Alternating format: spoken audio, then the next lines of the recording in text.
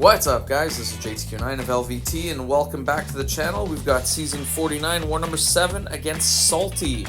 Salty is always a very, very tough alliance to fight against, and we will see what happens. After losing the last one to S, we need to make sure that we come out swinging, and that we know that this is, again, going to be a slugfest. So, I've got my usual CGR on the path number 4. It's on number 9. I should know it by heart by now, but anyway. Again, idea here is I take the advanced power boost actually just to speed it up to get to an SP2 faster, and yeah, what happened? I guess I just missed through it. Oh yeah. Well, anyway, thank goodness that he did not throw the SP3, because at that point I had lost my invol boost. Sorry, I did not have an invol boost on, so pushing to an SP3 wasn't good. And then I start off by missing a parry to start here. So yeah, this war is starting great, just when the stakes are at the highest they can possibly be. But the idea here is to, I mean, this is a relatively safe fight. It's just, I think I have Nick Fury again later on, potentially. I don't remember, it's been too long ago, but so I don't want to get pushed to my second life.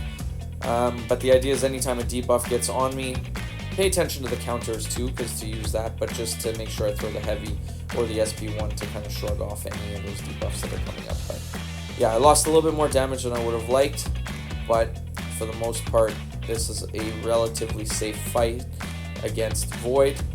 But again, if you get too close and the weaknesses get on you, then you end up taking additional damage. So Fury is the safest alternative to, well, basically the safest counter to this particular fight, and I've done it before. So all in all, very easy, quick and dirty. We move on to our next fight. So in our next one, we have this future Ant-Man that's going to be coming up with Magneto. So I will fast forward this fight, or speed up the pace of this fight, because there's really nothing to it. So I wait off the glancing to drop, so then it's just parry heavy, parry heavy, parry heavy.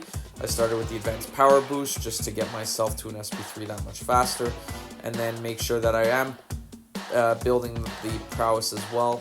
So by holding down the heavy, obviously that's how you would do it, and then trying to maximize that to get the damage. So I don't know why I didn't throw it there, and then I missed the heavy, but still managed to get it off with 32 or 33 prowess or whatever, and then eventually when the bleeds run out, he dies instantly. So overall, very, very easy fight. This next one against the Super Skrull was the one that I was worried about. So there's not much to it. So the idea is that I wanted to send him into overdrive, or overload, not overdrive, I think it was overload it's called. Anyway, so by parrying, and then keeping neutralize up, and then paying attention to the falter, so I don't, rush in and then all of a sudden take a bunch of shots to the head. So the only thing I'd noticed that in my duels, that if falter was up and you're throwing a special, that your specials will miss,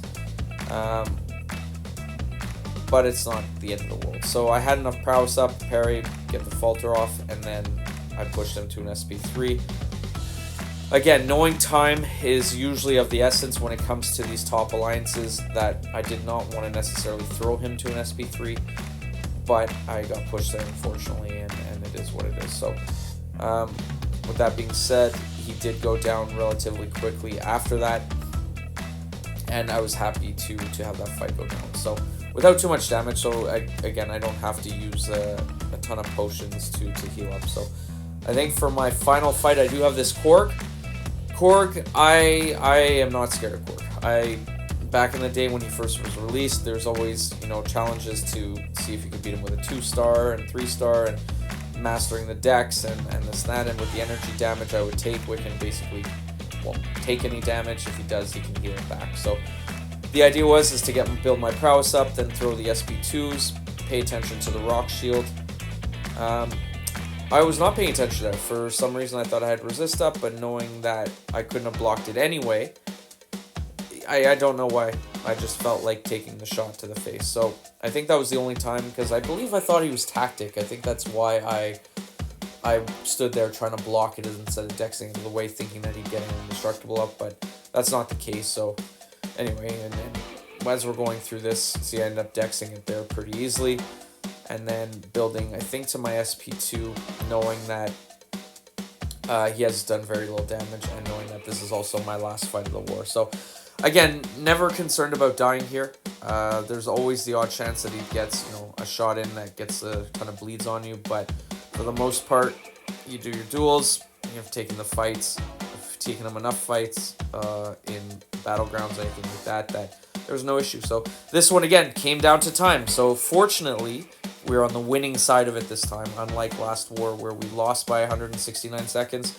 This one here, we won by 1100 seconds, which was nice, which moves us to 6-1 on the season. So good game, Salty, and moves me to 28 kills and 1 death on the season. So we're on pace. We have to keep this winning going, and we will catch you guys on the next video. Thanks. Take care.